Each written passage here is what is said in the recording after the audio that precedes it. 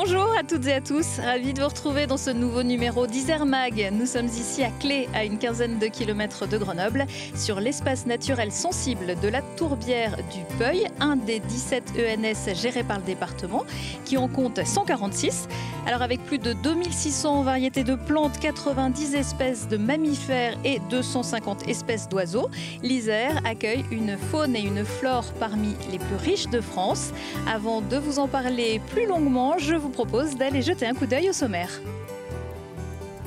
C'est dans la poche. À la prochaine rentrée, les 65 000 collégiens isérois pourront bénéficier de la carte Tatou. Gratuite, c'est une cagnotte de 60 € pour faire du sport, des activités artistiques ou culturelles, mais aussi des bons plans. Les bons plans pour les amateurs de vélo, c'est aussi en Isère que vous les trouverez. Plus de voies cyclables pour plus de sécurité, des échappées sur route fermée et pour voir les pros, le Tour de France. Plus contemplatif, l'exposition de l'artiste Ji Young de Mollpark au musée Hébert à La Tronche, inspirée de ses promenades dans les Alpes. Et puis pour un été musical, c'est aussi le festival Berlioz qui vous attend en août à la Côte-Saint-André pour des milliers de sublimités. Et c'est depuis l'hôtel du département que l'on va commencer à dérouler notre fil rouge sur les ENS avec vous, Céline Dolgopiatov-Burlet. Bonjour. Bonjour. Et vous êtes vice-présidente du département en charge de l'environnement et de la biodiversité. Alors, est-ce que vous pouvez nous expliquer d'abord ce que c'est qu'un ENS ? Alors, un espace naturel sensible, c'est un lieu où on a un habitat naturel assez caractéristique avec une présence de faune et de flore très particulière des habitats naturels de l'Isère que l'on a labellisés, qui peuvent être soit un site départemental, soit un site communal. Et on en a un petit peu partout en Isère, il y en a 146 au total. Et en Isère, on a de la chance d'avoir des ENS très variés. Oui, nous en avons donc dans les milieux montagnards, nous en avons aussi en plaine, dans les milieux humides bien souvent, autour d'étangs également, le long de l'Isère, le long d'autres cours d'eau comme la Romanche dans l'Oisans. Enfin voilà, c'est assez varié et il y en a, j'ai envie de dire, pour tous les goûts. Pourquoi est-ce que ces ENS sont importants pour le département ?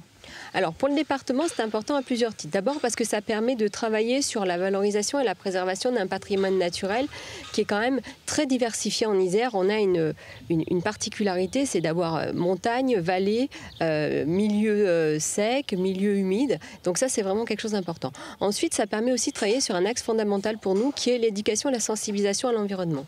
Parce que dans les objectifs que l'on se fixe, c'est évidemment de partager la connaissance et c'est en connaissant que l'on va pouvoir avoir une attitude et une posture de respect vis-à-vis de ce milieu naturel qui a fort besoin d'accompagnement et de préservation. Et puis, je crois que vous voulez aussi marquer du sceau de la biodiversité ces prochaines années. Comment vous allez faire ? Alors, tout d'abord, en continuant à préserver et valoriser notre réseau de sites, mais nous aimerions aussi demander à l'État de classer les espaces naturels sensibles du département dans les aires de protection forte, de façon à ce qu'ils puissent vraiment être référencés pour la qualité des actions que nous y menons. Ce qui est important de dire aussi, c'est que ces ENS sont vraiment accessibles à tous. Ce n'est pas des milieux de haute montagne. On peut venir y découvrir la nature, quitte après à aller faire d'autres balades un peu plus longues. Tout à fait. Ce sont des sites qui peuvent être pour certains aménagés même et accessibles pour les personnes à mobilité réduite. Alors ce n'était pas le cas de tous, mais certains sont vraiment identifiés pour. Et puis ce sont des lieux où il peut y avoir des cheminements et des sentiers tout à fait organisés et qui peuvent permettre au plus grand nombre d'aller à la rencontre de la nature dans de belles conditions. Et l'été, entre le mois de mai et le mois d'octobre, accompagnés aussi de guides nature qui sont présents pour conduire des animations. On va d'ailleurs rencontrer Florence dans quelques minutes. Merci beaucoup Céline Dolgopiatov-Burlet. Alors évidemment, faire connaître la biodiversité aux générations futures, c'est important. Et pas besoin de carte spéciale pour ça. Mais pour tout le reste, il y a la carte Tatou. Depuis cet été, dans le cadre de sa compétence autour des collèges, le département de l'Isère innove encore pour la prochaine rentrée. Après les repas à 2 € pour tous en 2021, il joue donc une nouvelle carte, la carte Tatou, parce qu'avec elle, Tatou, activités sportives, culturelles et artistiques. C'est un reportage d'Éléonore Pointeau. La rentrée, ce n'est pas seulement les bancs de l'école, c'est aussi le retour des activités en tout genre. Un nouveau dispositif du département de l'Isère permet aux collégiens de bénéficier d'une somme de 60 € pour réaliser une activité sportive, de loisirs ou encore culturelle. Une carte tatou complètement gratuite pour les familles. C'est aujourd'hui un dispositif qui correspond bien aux jeunes, avec quelque sorte un portefeuille numérique, une carte et puis une application sur leur téléphone qui leur permettra de débiter le montant des licences auxquelles ils pourront avoir accès. Les familles peuvent faire la demande dès le 1er juin. Ce sont 65 000 jeunes de 11 à 15 ans concernés par cette aide financière à hauteur de 3 600 000 € pour le département. Elle a pour objectif d'inciter les jeunes à pratiquer une activité tout au long de l'année. C'est déjà très bien pour les partenaires de pouvoir recruter des jeunes adhérents, des nouveaux, et surtout au niveau de l'âge des collégiens, parce que c'est très important, les 11-15 ans, c'est des fois des publics qu'on n'arrive pas à aller chercher, et par cette aide financière, ça permettra qu'ils puissent rentrer dans nos clubs. Terminé l'échec du pack loisir, le montant est doublé et la partie administrative simplifiée. En présentant sa carte tatou lors des inscriptions, la carte sera directement débitée et un remboursement se fera dans les 4 semaines. Je pense que la gestion sera beaucoup plus facile, ça c'est clair. Parce que la gestion au niveau de l'ancien chéquier du département de l'Isère était un peu plus lourd à gérer à ce moment-là. Au total, 500 associations sont déjà inscrites. Pour être partenaires, les clubs doivent signer une convention avec le département. Sur les 60 € offerts, 10 € sont disponibles pour des achats en librairie. Des réductions pour aller au cinéma, à des spectacles ou encore des événements sportifs seront proposés tout au long de l'année. Pour s'inscrire, il suffit de créer un compte sur le site isère.fr. Cette carte sera valable durant toute la scolarité au collège de l'enfant et sera automatiquement rechargée.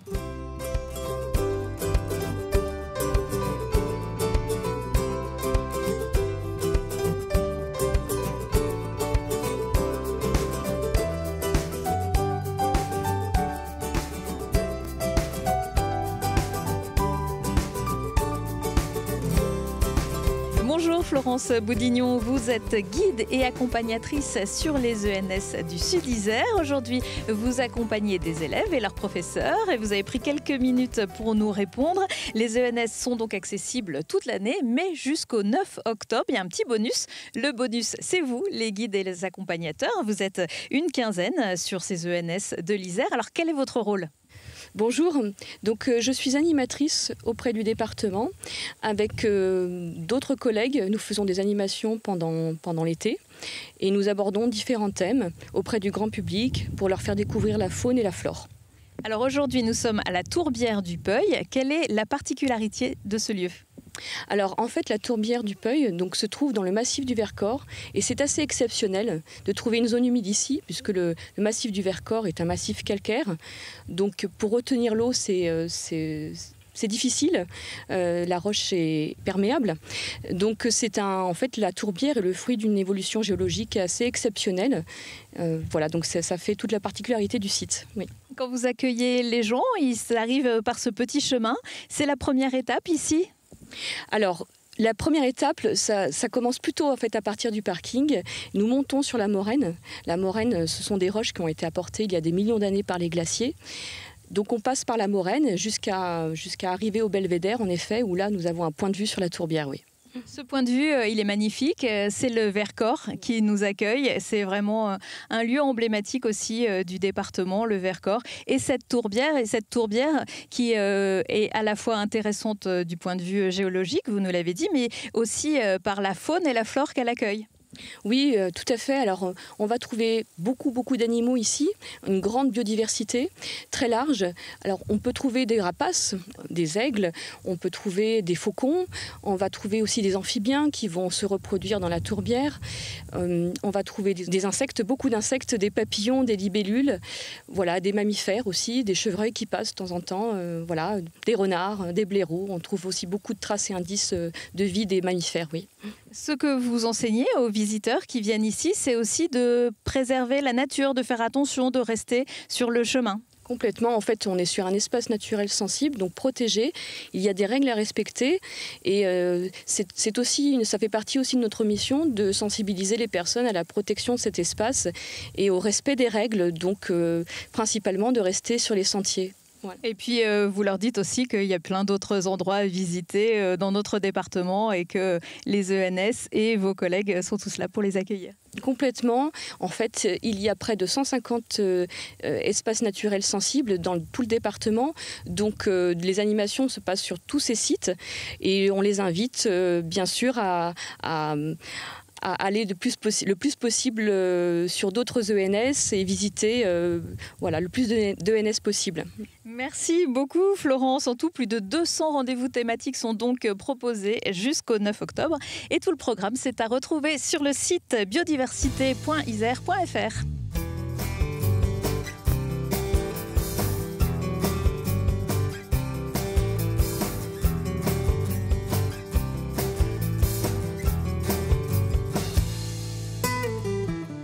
Ces ENS, vous pouvez aussi pour certains y accéder à vélo. Avec l'émergence des enjeux climatiques et de santé, le département prévoit de quasiment doubler son réseau cyclable d'ici 2028 pour le faire passer de 300 à 580 km. En attendant, le département propose aussi aux cyclotouristes d'évoluer comme des pros sur des routes fermées. Tout ça grâce aux échappées belles. Et Léonore Pointeau a suivi le peloton au col de Porte. C'est un idéal pour tout cycliste, faire du vélo sur route sans être dérangé par les voitures. C'est possible grâce aux échappées iséroises. Pour cette 3e édition, le département met en place 7 montées emblématiques des massifs isérois. L'Isère est l'un des départements français avec le plus de cyclotouristes, près de 3500 personnes pour 66 clubs. Il y a toujours un engouement, pour le coup le vélo c'est une pratique qui continue de se développer.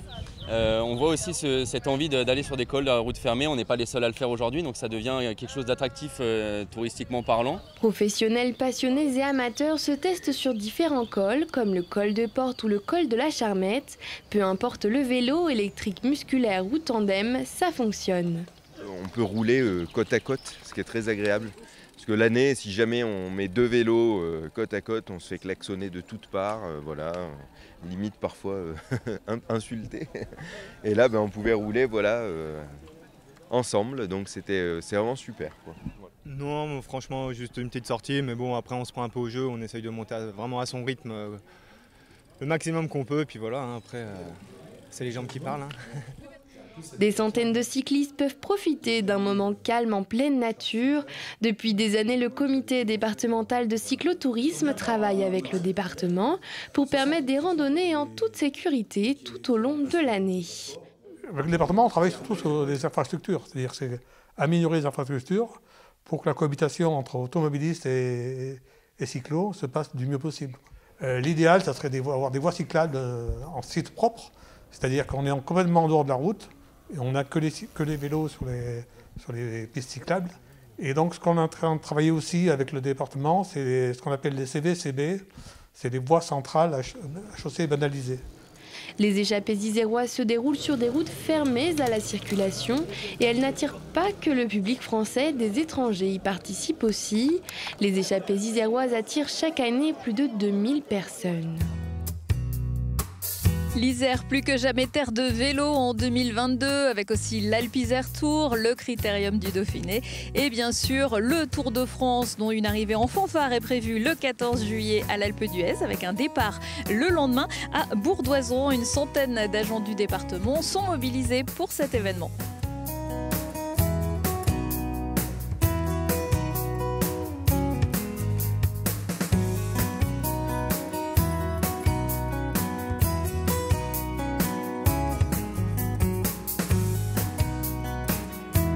L'Isère cet été, c'est la nature, le sport, c'est aussi la culture. Les 11 musées du département et leurs jardins vous attendent, comme à la Tronche au musée Hébert où l'artiste coréenne Ji-Young Daemol Park a posé ses pinceaux et ses toiles. Témoignage de ses balades sur le vif dans les sublimes paysages des Alpes en Isère et les massifs voisins. Charlotte Faulkner. À la croisée de ces deux cultures, asiatique et occidentale, les œuvres de Ji-Young de Molpark font voyager les visiteurs sur des paysages familiers. Artiste coréenne installée en France depuis 20 ans, cela fait 10 ans qu'elle se perfectionne à l'art du paysage au lavis, une technique picturale qui consiste à n'utiliser qu'une seule couleur qui sera ensuite diluée pour obtenir plusieurs intensités de couleurs. La singularité de l'œuvre de Ji-Young de Molpark, c'est qu'elle a créé finalement un style entre l'art asiatique et l'art occidental qui lui est vraiment propre. Et elle a une technique absolument remarquable. Elle travaille à l'encre, à l'aquarelle. Elle utilise les lavis dans une gamme extrêmement subtile. Et elle travaille au calame, par exemple, ce bambou taillé avec lequel elle trace finalement un peu de manière calligraphique les sommets. Un travail technique que l'artiste utilise pour immortaliser les paysages qu'elle découvre. Parmi les 85 œuvres présentées pour l'exposition, certaines ont été réalisées en Isère, des paysages que le visiteur découvre avec le regard de l'artiste, un regard poétique et tout en subtilité, comme pour ce tableau représentant le moucherotte depuis le pic Saint-Michel. Cette œuvre résume très bien le travail de l'artiste, c'est-à-dire cette utilisation du blanc, du lavis. On reconnaît les montagnes, donc il y a une précision finalement dans les paysages représentés et en même temps une technique absolument incroyable. Pour réaliser ses œuvres, l'artiste utilise une technique bien à elle. Elle arpente les massifs avec des rouleaux ou des leporello, des carnets en accordéon pour retransmettre au mieux les panoramas qu'elle rencontre. Je suis tombée amoureuse des paysages des Alpes et c'est en utilisant la technique de base, c'est-à-dire que dessin, croquis et de l'encre et aquarelle. Et c'est les différentes saisons, différents moments, différents lieux. Et j'ai rendu vraiment hommage de beaux paysages. Au total, l'artiste aura réalisé une trentaine d'œuvres en Isère, spécialement pour l'exposition Contemplation au musée Hébert à La Tronche. Une exposition à découvrir jusqu'au 28 novembre. Autre destination, la Côte-Saint-André, la commune natale du compositeur Hector Berlioz, qui lui consacre un musée, mais aussi un festival de musique classique de renommée internationale qui se déroule chaque année fin août.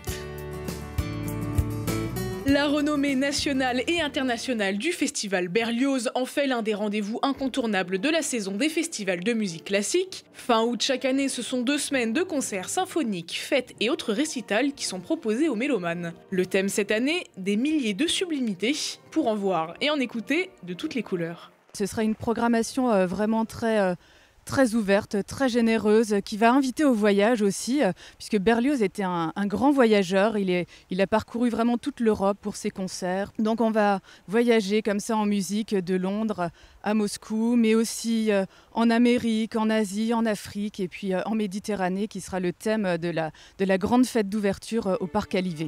Au programme de cette édition, quelques-uns des plus grands compositeurs de ces derniers siècles, de Schubert à Wagner en passant par Debussy, et évidemment Hector Berlioz à l'honneur dans ce festival sur ses terres natales. Le célèbre créateur de la symphonie dramatique de Roméo et Juliette est également l'un des premiers créateurs du concept même de festival. Alors il y a beaucoup de grands orchestres, de grands chefs de renom. On aura notamment les 2 formations de Radio France, donc l'Orchestre Philharmonique de Radio France, dirigé par Miko Franck, mais aussi l'Orchestre National de France, dirigé par Thomas Engelbrock. Et puis on aura le Concert des Nations avec Jordi Saval, on aura l'Orchestre National de Lyon, dirigé par Deborah Wadman. On aura la chance aussi d'accueillir à nouveau le Cercle de l'Harmonie, dirigé par Jérémy Rohrer, mais également l'Orchestre de Chambre de Lausanne, avec son nouveau chef Renaud Capuçon, qu'on connaît au violon, mais qui maintenant est également chef d'orchestre.